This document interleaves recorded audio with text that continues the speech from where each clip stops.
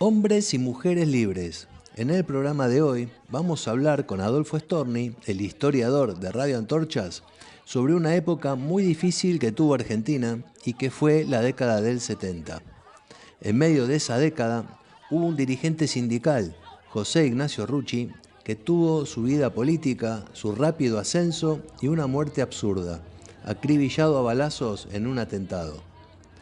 Época de plomo de Argentina, violencia política y atentados por todos lados, y mensajes entre bandos tirándose muertos políticos.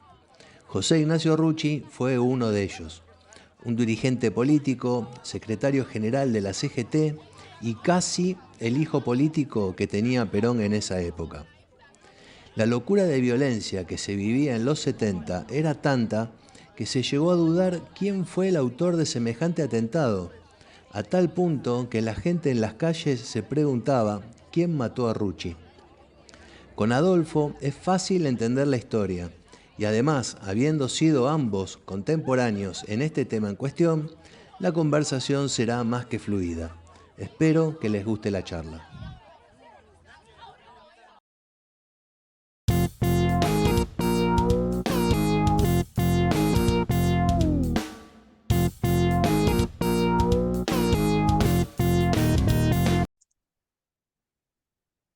Una vez más, Adolfo, ¿cómo estás? Qué gusto ¿Cómo, tenerte acá en Radio Antorchas. ¿Cómo estás, che? cómo va, Fabián? Bien, por suerte. Bien, Bueno, siempre va. rememorando años difíciles nosotros y Y, hechos desafortunados. y los años de este país también son difíciles, ¿eh? Difícil encontrar años tranquilos. Ahora Sí, vamos a retrotraernos a la década del 70, ¿no? Con la vida de José Ignacio Rucci, tiempos muy convulsionados, ¿eh? Mucha ebullición política y también años de plomo, años de sí. violencia. Años donde la interna peronista se resolvía a los tiros, ¿no? Con muertos y con enfrentamientos abiertos, ¿no? Sí, Sí, sí. Las internas que hubo dentro del peronismo fueron tremendas, intensísimas. sí. A partir de que se fue Perón, ¿no? A partir del exilio de Perón, en el 55 de a poquito se fue armando unas internas que terminaron, bueno, de la peor manera incluso. Sí. Sí, acá, bueno, hoy vamos a hablar de José Ignacio Rucci, que era el líder de la CGT entre 1970 y 1973. Era una persona que venía de una militancia metalúrgica. Él había sido obrero metalúrgico desde la época del peronismo original, después se mete fuerte, es delegado, se mete fuerte en la resistencia peronista y se hace hombre de confianza de Bandor, ¿no? Que era el líder de la Unión Obrera Metalúrgica, que en esos años, digamos, cuando él era líder de la CGT, tenía 500.000 afiliados. O sea, fíjate el peso que tenía los metalúrgicos en un país de 20 y pico, 20 y pocos millones de habitantes, 500.000 eran metalúrgicos. O sea, era un tipo pesado. Y Rucci era secretario de prensa. Hablaba muy bien Rucci, se expresaba muy bien, era muy claro, le gustaba la historia, era gran lector de historia, sabía bastante, y bueno, y tiene ahí una carrera, se inicia en el bandorismo, ¿no? Que era el peronismo sin Perón. Bandor se da cuenta de que iba a ser imposible que vuelva Perón o que tenga vigencia, entonces trata de armar un movimiento político como si fuera un partido laborista al estilo de otros países. Perón enseguida entra en conflicto, casi como que se arreglan poco tiempo antes de la muerte, también Bandor otro asesinado. Daría para que hagamos otro programa sobre Bandor, pero la cuestión es que Rucci hace toda su carrera. En algún momento tiene unos conflictos con Bandor, se va del sindicato, después regresa y le ofrecen ir a intervenir la seccional San Nicolás de la UOM, que estaba bastante convulsionado. Ahí era importante porque estaba Somisa y también era importante porque al lado en Villa Constitución la habían copado a la izquierda, ¿viste? A esa seccional de la Unión Obrera Metalúrgica. Entonces era un lugar pesado y lo mandan a él y lo hace bastante bien y es un cargo que él mantiene hasta su muerte, ¿no? De secretario de la seccional San Nicolás. Y en un momento de 1970 hay como un barajar y dar de nuevo, y siendo él un sindicalista de segundo orden, pues ni siquiera era el líder de su sindicato, estaba, digamos, en la cúpula de la UOM, pero no era el jefe era Lorenzo Miguel, el Esto Loro. estamos hablando del post-Bandor. Post Bandor, sí, sí, sí, ya muerto Bandor, ya muerto Bandor. Acordate que Bandor, o digamos la resistencia, había los años que estaban intervenidos los sindicatos, se habían creado las 62 organizaciones. Entonces vos tenías, en esos años, en los 70, tenías la CGT, que llevaba a cabo la lucha gremial, y las 62 organizaciones que llevaban a cabo la lucha política, ¿no? Que la lucha política era lograr el regreso de Perón Sí, y un sí, sí. llamado y un llamado a elecciones, porque bueno, estábamos ahí en gobiernos militares. Y La cuestión, tratar de que se elimine la proscripción del peronismo también. exacto, exacto. Y ahí, en forma bastante inesperada, Lorenzo Miguel le ofrece el cargo de secretario general de la CGT, pensando también que iba a ser una persona dócil, que iba, digamos, manejable, que iba a no molestar, digamos, los planes políticos que tenía el sindicalismo argentino, que era bastante rosquero, ¿viste? Nada que ver, las personalidades de Rucci y de Lorenzo Miguel eran totalmente opuestas. De Rucci era un tipo expresivo, abierto, hablaba bien, tenía amigos en todos los sectores. Solamente tenía un defecto que era, ¿viste? Muy anticomunista digamos, y con posiciones bien abiertas en contra de toda la línea Montoneros y todos los otros grupos peronistas de izquierda o marxistas. Y bueno, llega El la... problema era que justo se estaba gestando eso dentro del peronismo ya en esos años. Exacto. Sí, y llega la CGT y al poco tiempo ya estando en la CGT va a España, lo conoce a Perón, hacen muy buena relación, pegan, digamos, con una química de entrada muy buena, y Perón le tenía mucha confianza y Perón siempre decía, el único sindicalista que me es leal es Rucci. Fíjate que él no confiaba en ninguno, y mucho menos en todo lo que. No confiaba, por un lado, ni en el bandorismo, o sea, todos los herederos de Bandor, que era Lorenzo Miguel, pero bueno, tenía mucha influencia en otros gremios, ni tampoco confiaba del todo en los muchachos, ¿viste? En la Juventud Maravillosa, que eran todos los montoneros y demás grupos que estaban bien tirados a la izquierda, ¿viste? No, más que justicialistas, ¿viste? Proclamaban la patria socialista, ¿no? Sí, sí, Entonces, sí. Perón hacía equilibrio, obviamente con ese estilo que lo caracterizaba, usaba las fuerzas de todos, bueno, y vuelve del exilio con la lucha armada de los montoneros y demás grupos terroristas, subversivos, pero que luchaban contra una dictadura, contra los militares, con lo cual, viste, tenían en el fondo, en algunos lugares de la sociedad, cierto apoyo, y por otro lado, la otra pata era los sindicalistas, que era el sindicalismo tradicional, nacionalista de derecha, ¿no? No eran tipos, digamos, que no congeniaban para nada con la izquierda, ¿no? Y cuando podían, se dirimían sus conflictos, ¿viste? Con bastante violencia. Pero bueno, Rucci llega, es un actor central que le va preparando el camino al regreso de Perón, todo su plan de lucha, su plan contra la dictadura, y llega el momento en que, bueno, Perón primero vuelve en el 72, después vuelve en el 73, que es la famosa, digamos, aterrizaje fallido en Ezeiza, que no puede aterrizar porque se arma una batalla Sí, campal sí, entre sí. la izquierda y la derecha, Que pero va al aeropuerto de Morón.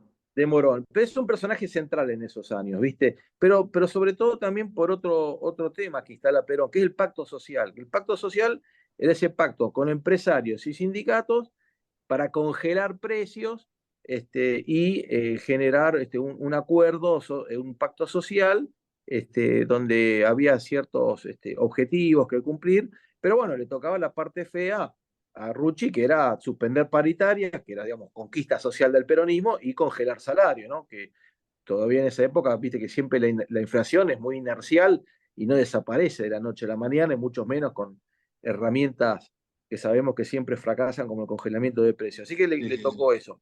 Pero la realidad es que Perón venía ya con una situación, este, A él no lo dejan participar en la elección porque le pedían residencia en el país, los militares, el gobierno de la NUCE, y sale electo Cámpora. Y Cámpora pega química con el ala izquierda a través de su hijo y un sobrino y mucha gente que, digamos, que se le acerca y bueno, y le copan el gobierno a la izquierda, ¿no? Si bien había gente del peronismo tradicional, pero le da mucha cabida, ¿no? O sea, los montoneros Sí, en la época de Cámpora tenían 30 diputados, le respondían 6 gobernadores, manejaban algunos sindicatos, tenían, viste, medios de prensa, o sea, no era me solamente unos parecía, loquitos. porque una cosa son los gobernadores y la Cámara Legislativa, porque al fin y Sí. al cabo el gobierno de Cámpora, ¿cuánto duró? 45 días. Sí, sí, pero bueno, la cuestión es que el gobierno se desmadra todo desde el día uno, que van y sueltan los presos, hasta toda la violencia que no terminaba, digamos, el pedido de Perón era, bueno, listo, ya se acabó la dictadura, estamos en gobierno democrático, muchachos, hay que guardar los fierros, les dice, más o menos, y los montoneros no aceptan eso, porque no, nosotros, el proyecto nuestro es la patria socialista Sí, sí, y sí. lo vamos a hacer, y los fierros, bueno, y Montonero se militariza. Entonces, en toda esa negociación, ellos veían la caída de Cámpora como una pérdida de poder para los montoneros, ¿no? Porque Perón empieza a acostarse sobre el ala derecha del movimiento, que era de los políticos tradicionales hasta los muchachos, digamos, los sindicalistas clásicos, Sí, sí. este, digamos, las 62 organizaciones, lo que era la CGT, y bueno, y Rucci en esto era un personaje central. Y hay un hecho que es, digamos, en lo que fue la masacre de Seiza, hay una lectura que hacen los montoneros, ¿viste? Ahí hubo muerte, nunca se supo bien, uno dice que hubo 13 muertos, 200 heridos, pero la verdad que nunca se supo bien el número y pocos no fueron. Pero si veamos la historia oficial dice 13, andás a ver si ese es el número o no, posiblemente sea mayor. Pero los montoneros creían, y en forma errada, que uno de los responsables, digamos, de la masacre de Seiza, porque hubo no solamente muertes en enfrentamientos, sino que a muchos los detuvieron y después los torturaron. Ahí en el hotel ¿te acordás que había un hotel en Ezeiza antes? En el Hotel Internacional, y ahí torturaron a varios. Entonces los montoneros le atribuían toda esa represión y las torturas a Rucci y su gente. Pero Rucci viajaba en el avión con Perón, con lo cual mucho no intervino. Siempre se discutió si algunos colaboradores de Rucci estuvieron ahí. Hubo un par de nombres, viste, que decían que habían estado torturando con la picana, pero es algo que por ahí no hay mucha certeza. La cuestión que los montoneros, que estaban bastante molestos con Perón, empiezan a ver cómo podían apretarlo, ¿no? Y la forma de apretarlo a Perón, ellos entendían que era tirarlo a un muerto. Entonces, 2 días después de la elección, donde Perón gana con el 62%, mirá si tenía legitimidad, nunca hubo una elección Absolutamente. similar, Sí, sí, sí. con el 62%, 2 días después, un martes, lo asesinan a Rucci y lo masacran, ¿no? De cualquier manera, Adolfo, ese asesinato no se planifica en 24 horas. No, no, no, Eso el tipo está, ya estaba el todo tipo, diagramado, el más allá tipo, que después mira, vamos a hablar de cómo fue el atentado en sí, ¿no? Como que ya había una había mucha logística y gente, una había, planificación. mu- mira, había mucha gente que estaba marcada y la idea era asesinarlos. Obviamente muchos operativos no prosperaron, pero lo novedoso, si querés, de la muerte de Rucci, sabía que iba a sufrir un atentado. Casi siempre dormía en la CGT, rodeado de guardaespaldas y de la pesada. Estaba yendo casi un día por semana a la casa y había sacado a su familia de su casa en la provincia y le habían prestado un departamento en Flores. Pero sus hijos seguían yendo al mismo colegio, en Ramos Mejía. Y una maestra que estaba, digamos, cercana a los montoneros, digamos, se da cuenta que son los hijos de Rucci, hacen una investigación, ven a los autos ven que tenían de quién era la patente, ven que eran de la CGT, bueno, ahí asocian que los alumnos Rucci eran los hijos de Rucci, el secretario general de la CGT, y también con cierto apoyo desde la provincia de Buenos Aires, donde ahí el gobernador Videgain, que era muy cercano a los montoneros, había mucho montonero en la provincia de Buenos Aires. Después a Videgain lo hacen renunciar y asume Calabró, que era otro sindicalista, pero digamos de la rama de derecha. Bueno, le hacen el atentado. Y al principio había mucha desorientación, porque, ¿viste? ¿Quién va a atentar contra uno de los garantes del pacto social? El único sindicalista al que Perón confiaba. Ese lunes, anterior a ese martes que lo matan, Perón le había pedido a Rucci que organice y le pide la renuncia a todos los directivos de la CGT y de las 62 organizaciones, porque quería armar algo con gente afín, no quería tener tipos que le patearan en contra. Así que eso también le generaba a él un malestar dentro del movimiento sindical. Y bueno, pero los primeros días, o las primeras horas, diría, hubo mucha incertidumbre. Bueno, ¿quién mató a Rucci? Porque nadie salió a decir, a reivindicarse el hecho. Pero Sí. hubo señales, ¿viste? Bueno, una de las armas que encontraron en la casa de donde dispararon, ahí la casa vecina a Rucci, era un arma que había sido robada en un lugar, en un atentado por montoneros. Es como que le plantaron un arma para, ¿viste? Como la firma del hecho, ¿viste? Mira, firmado Montonero, ¿no? Porque esa arma sabían que había desaparecido en un atentado de montoneros que había pasado unos meses antes.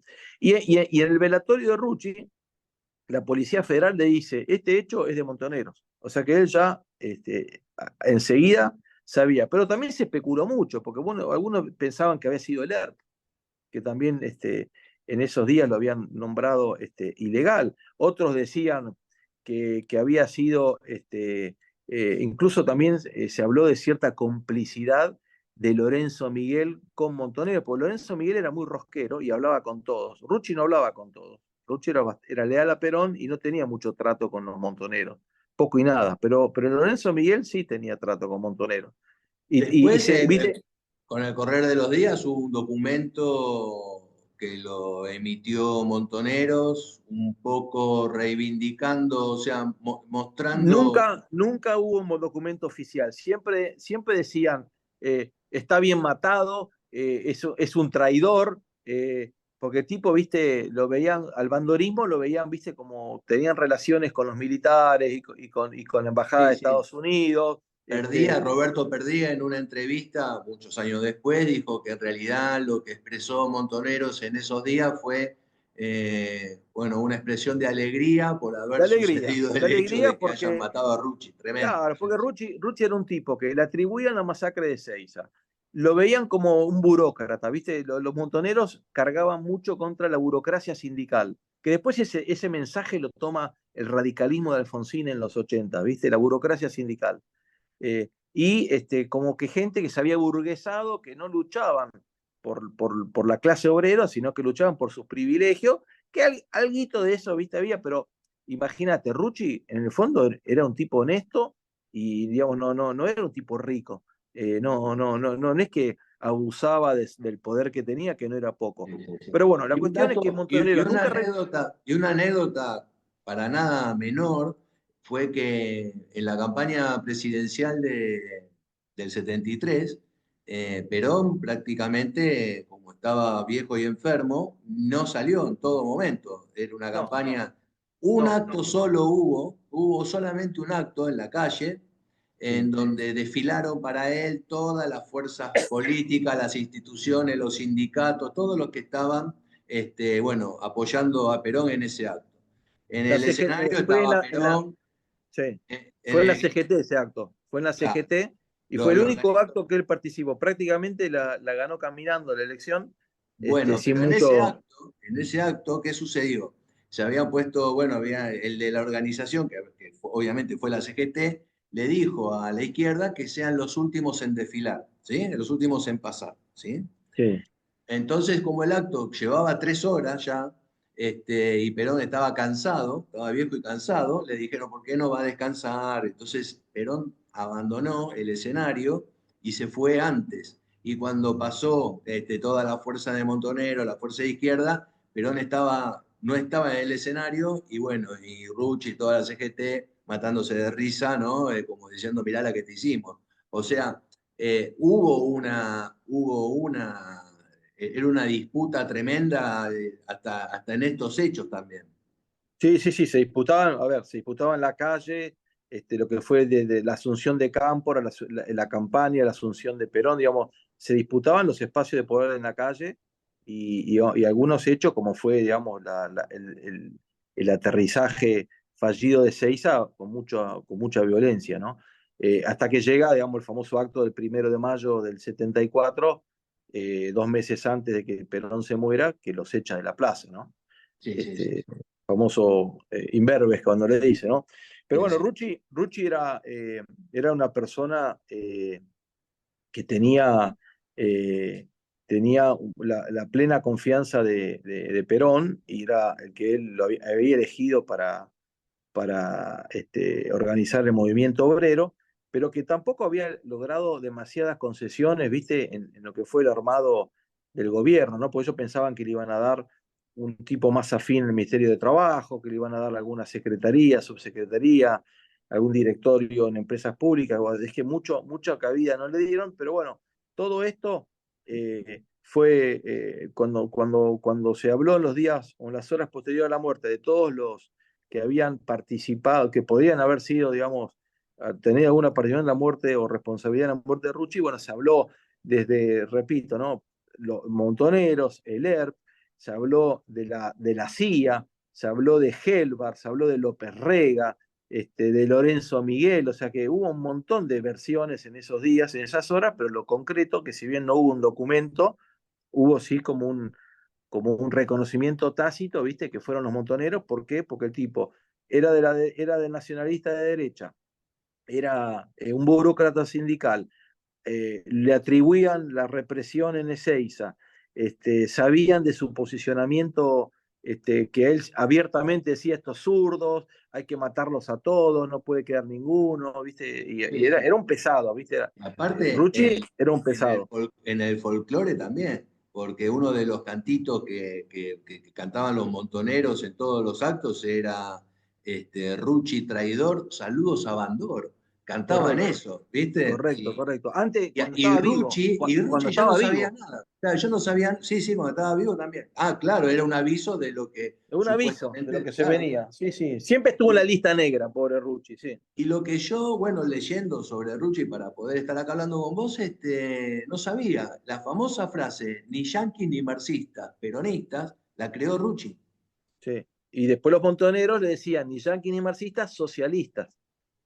Entonces ahí decía, Perón evita la patria peronista y los montoneros decían, Perón evita la patria socialista. Entonces había todo un enfrentamiento Sí, sí. ideológico Si que los Evita viviera, montoneros, sería montonera. Sí, exacto, sí. y los montoneros se fueron radicalizando, pero también la muerte de Rucci los desprestigia, porque si bien no reconocen ello, pero aplauden el hecho, y mucha gente, viste, no se sabía bien, porque hasta propios montoneros no sabían, porque el montonero operaba como compartimientos estancos, y las misiones de cada grupo, viste, no se compartían al resto de la organización.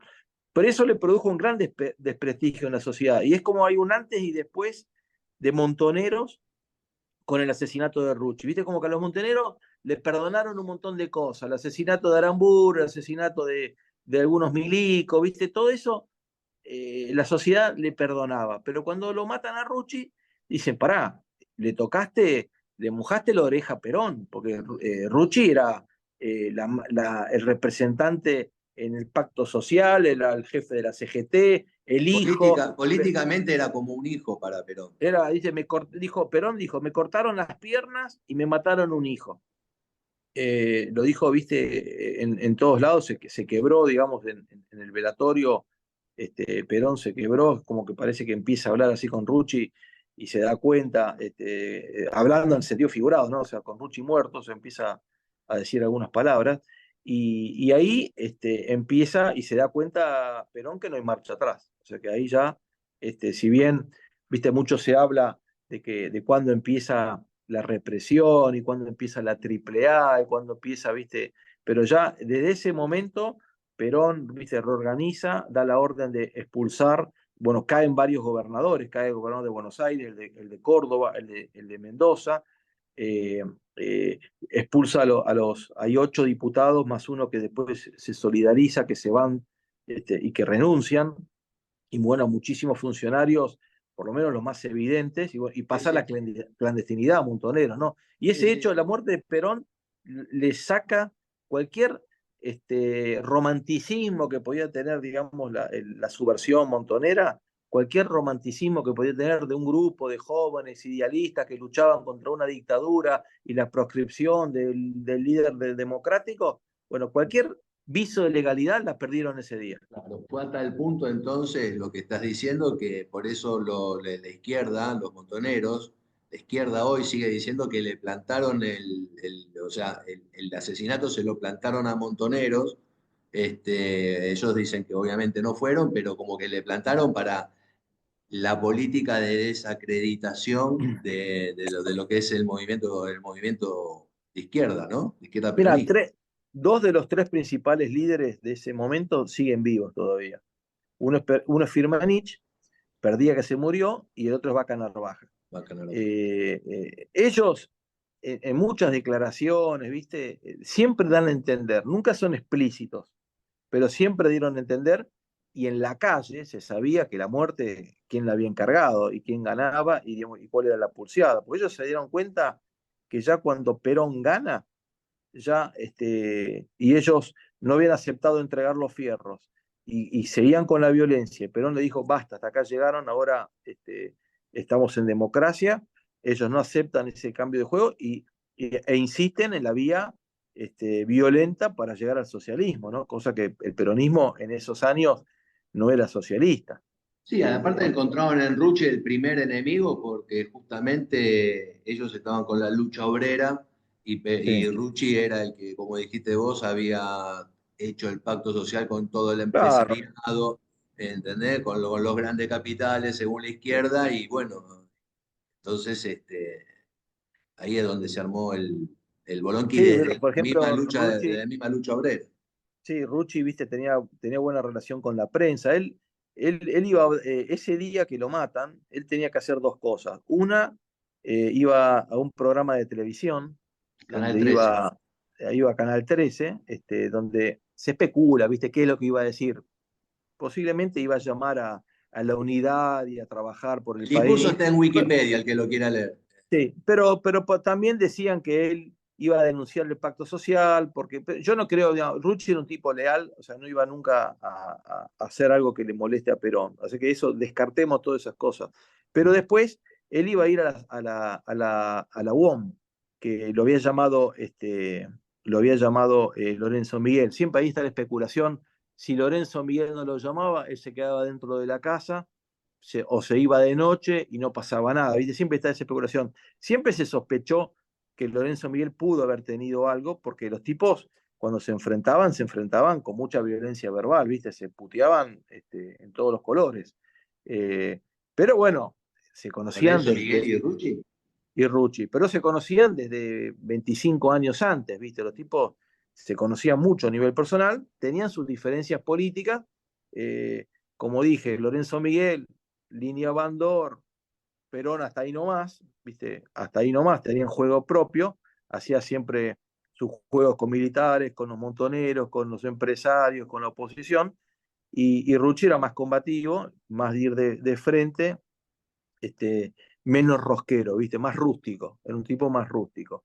Pero bueno, era una persona, por otro lado, ¿viste? Como te dije, le gustaba mucho la historia, leía mucha historia, era fanático de San Lorenzo, le gustaba el box, iba los sábados a Luna Park, o sea, era un tipo, siempre vivió humildemente, y los últimos años vivía casi en la CGT porque sabía que estaba condenado.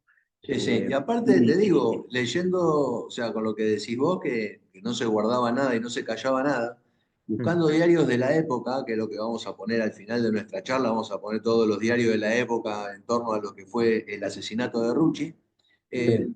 Hay muchas notas, títulos en los diarios, ¿no? Que decía, Rucci no se calla nada, mirá lo que dice Rucci, Rucci hace declaraciones fuertes, o sea, era un tipo que aparentemente cuando hablaba, hablaba.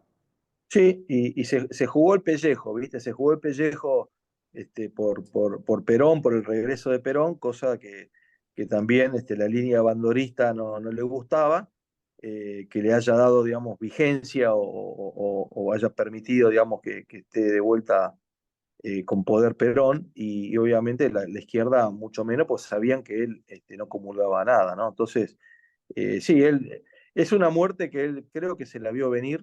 De hecho, después sus familiares, viste, terminan cobrando una indemnización de $250.000, pero que hubo que disfrazarla, viste, como terrorismo de Estado, como si lo hubiese matado, viste, la Triple A, dando a entender, si bien nunca fue muy explícito, cuando en realidad el que lo mata es Montonero. Pero también podemos decir que era un terrorismo de Estado, porque ese operativo tuvo apoyo oficial de gente vinculada al gobierno de la provincia de Buenos Aires, ¿no? Entonces, también podemos decir que algo de terrorismo de Estado ahí había también, ¿no? Por más que los ejecutores, los que dispararon fueron Montoneros. Sí, sí. Mira, no sé si corresponde explicarlo por qué Operación Traviata, pero un poco el morbo de querer explicarlo tienta, ¿viste? Sí. Todas las galletitas que había en los kioscos, en los almacenes, tenían 16 agujeritos. Y Traviata había sacado un producto nuevo que era una galletita más grande con 24 agujeritos. Ahora, no sé quién le puso el término Operación Traviata, obviamente fue después del asesinato de Sí, Rucci, ¿no? sí, sí, sí, sí. Porque justamente, como lo habían acribillado, tenía 24 balazos, ¿no? Fíjate Ujú. vos la ironía. Sí. Y le tiraron de todo, le tiraron con escopeta, con fusil y con pistola, ¿no? O sea, no escatimaron tiros. Los custodios no mueren, muy, muy mal heridos, cobraron, los balearon, pero no mueren. Este, ¿Les tiraron eh, desde una casa lindera o desde varias casas? Desde una casa, desde la casa vecina, se hacen pasar por compradores, y todos bien vestidos, ¿viste? Medio que se imaginaba quiénes eran, una señora grande, y que no sabían quién vivía al lado tampoco. Y no la matan, la señora la tienen como secuestrada, y cuando se empieza el tiroteo, ¿viste? Le dijo, quédese quieta, no le va a pasar nada. Y bueno, después cuando entra así la policía, la ve a la mujer está atada, ¿no? Y ahí encuentran esta arma que es la que liga, que era como la firma del atentado, o la señal que había dejado Montonero para decir, mira, esta arma que encuentran acá, que se robó en tal lugar, que un hecho reivindicado por Montoneros, ahora la encuentran ustedes como para que vean quién lo hizo, ¿no? Indirectamente. Es tan poco claro todo eso que si te dicen que fue un arma plantada, está absolutamente creíble también. Sí, sí, sí, sí, pero bueno, todo indica porque hay bibliografía, ¿viste? Hay muchos testigos, hay mucha gente que vive todavía de esos años de plomo, ¿no? Mm. Desde jefes montoneros hasta algunos políticos peronistas o no peronistas de esos años, periodistas, o sea que hay todavía, quedan muchos testigos, ¿no? Pasaron 31 años, pero todavía tenemos varios, perdóname, ¿no? Que 31, No, 51 51 años, años, 51 años, cin- sí, sí. No, fue en el 51 años, 70, ¿no? claro, sí, fue en el 73, sí, sí, sí, sí. 73, mirá vos, me colgué. Yo ya existía, imagínate, yo tenía en el 73 5 años. Sea, me acuerdo mucho de los años de plomo, ¿no? De los atentados, de ciertos atentados. Me acuerdo del regreso de Perón, de la muerte de Perón. Me acuerdo del golpe, o sea, me acuerdo, te digo, que de casi todo, ¿no? Sí, setenta sí, y sí. tres, setenta y seis, lo tengo súper en la memoria, ¿no? Ujú. Sí, yo también. De hecho, estaba por hacer el colegio secundario en un colegio a 8 cuadras, que ya mis padres ya me habían inscrito en la escuela 3 meses antes y era tal el nivel de tiros que había por las calles y todo eso. Yo vivía a 50 metros de una comisaría en Capital y bueno, esa comisaría toda la noche la tiroteaban. Pasaban con una camioneta y la tiroteaban. Claro, Estaban tan cansados de tapar los agujeros de las balas en la pared de la comisaría, que un día levantaron una pared de ladrillo en el cordón de la vereda, como diciendo, bueno, agujereame la pared de ladrillo, y aparte, bueno, también les servía como trinchera, ¿no? Y bueno, y sí, mis viejos terminaron anotándome en un colegio de cura, pero estaba en la otra cuadra. Entonces, como estaba en la otra cuadra, era caminar 50 metros para ir a la escuela y no hacer estas 8 cuadras. Así hice, mirá vos, mi secundaria en un colegio de cura. mira. Pero fue por la situación que se estaba que se estaba viviendo. Bueno, mi viejo era periodista, entonces, bueno, obviamente sabía todo lo que estaba Sabía pasando, cómo venía la mano. Sí, sí, sabía cómo venía la mano, sí, sí, sí. sí. Este, y después, después, ¿qué pasó? Después de Ruche en la CGT.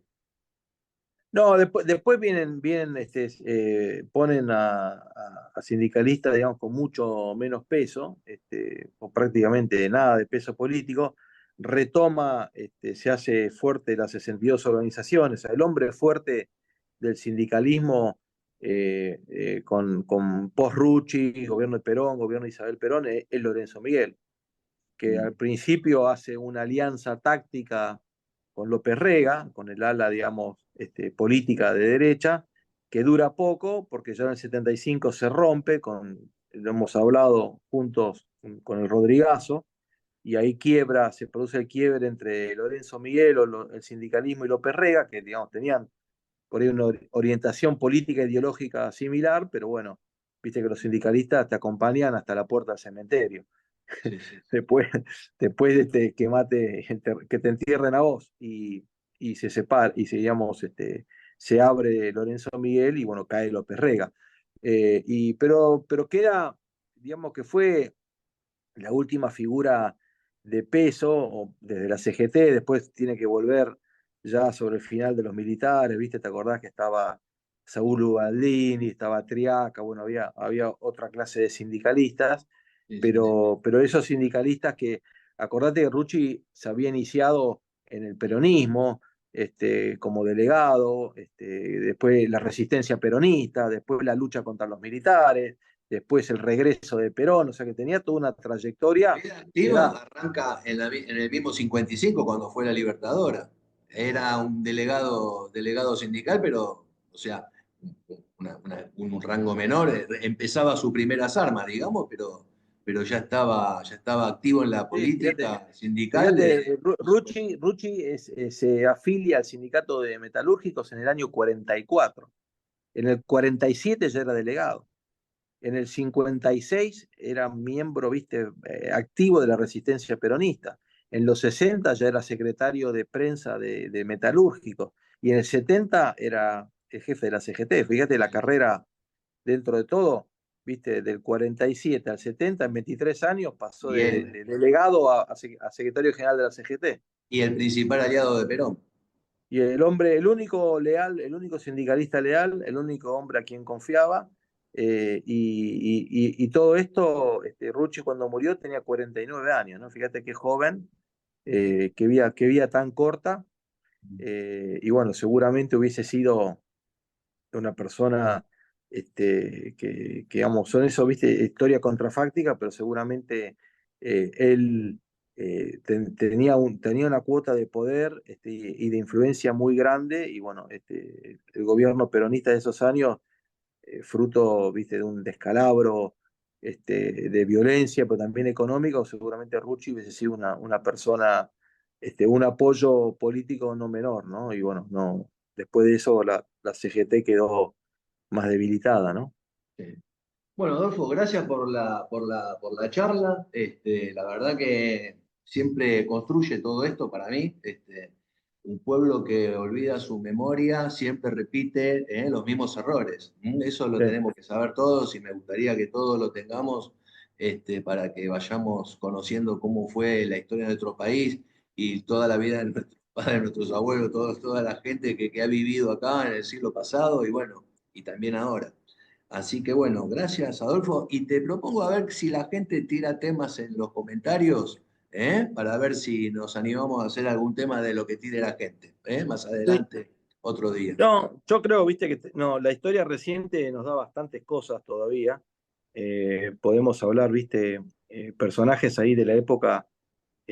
Podemos hablar de Bandor, ¿no? Que fue el que quiere hacer el peronismo sin Perón, ¿no? Un personaje muy interesante.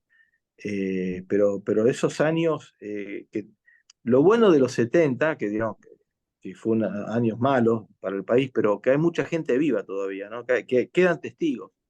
Entonces, capaz que es bueno, viste, ver, bueno, la visión, no sé, de Julio Bárbaro o de Rucauf, o sea, tenés varios testigos de esos años que, que todavía pueden dar su visión, ¿no? Si se animan y nos ven y quieren, hacemos una segunda parte, cortita, pero por lo menos con su reacción a esto, ¿sí? Claro, perfecto, ¿Mm? perfecto. Bueno, Dale, Adolfo, te mando un abrazo muy grande y como siempre nos vemos en otra. dale, gracias Fabián, chao, hasta Por luego. favor, chao, chao.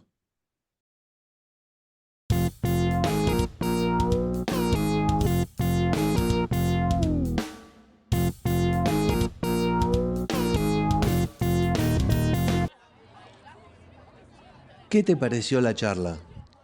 Viendo los noticieros de la época, en donde los mobileros le preguntaban a la gente qué pensaba del atentado a Rucci, hubo algunos que dijeron que estaba bien muerto, una verdadera locura de violencia verbal. Por lo menos, el hecho de revisar y conocer la historia nos dio como resultado que con violencia de este tipo no se llega a nada bueno.